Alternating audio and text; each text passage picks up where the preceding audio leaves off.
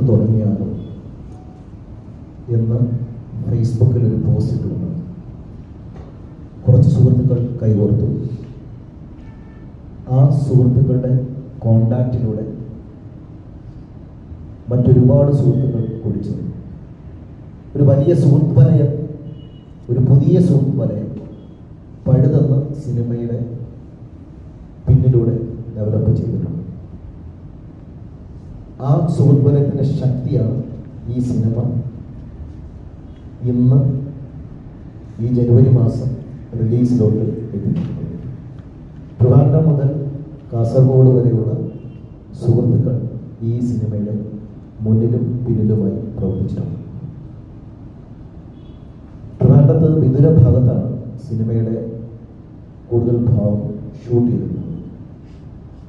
Script develop ചെയ്യുന്ന സമയത്ത് ഒരു പ്രത്യേക പോയിന്റിൽ സ്റ്റോറി അവസാനിക്കുന്നുണ്ട്. അവിടെ 2 ലൊക്കേഷൻ മാത്രമാണ് ഉണ്ടായിരുന്നത്.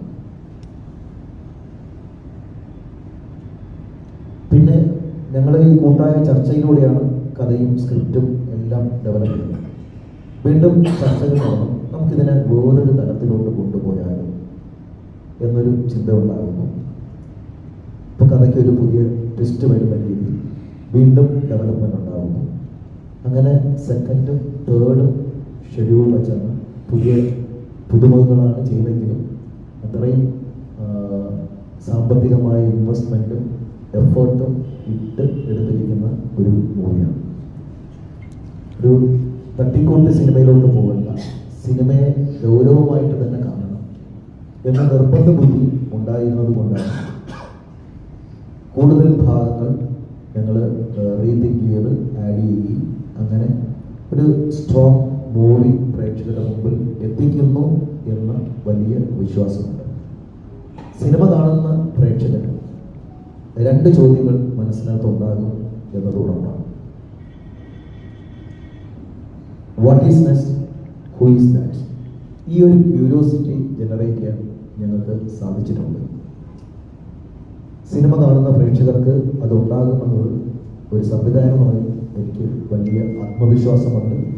നിങ്ങൾക്ക് തരുന്ന ഏറ്റവും വലിയ അഷ്വറൻസും, സിനിമ കാണുന്ന പ്രേക്ഷകർക്ക് തരുന്ന ഏറ്റവും വലിയ അഷ്വറൻസും അത് തന്നെയാണ്. നിങ്ങളെ ലാഗില്ലാതെ പിടിച്ചിരിക്കാൻ ഈ മൂവിക്ക് സാധിക്കും.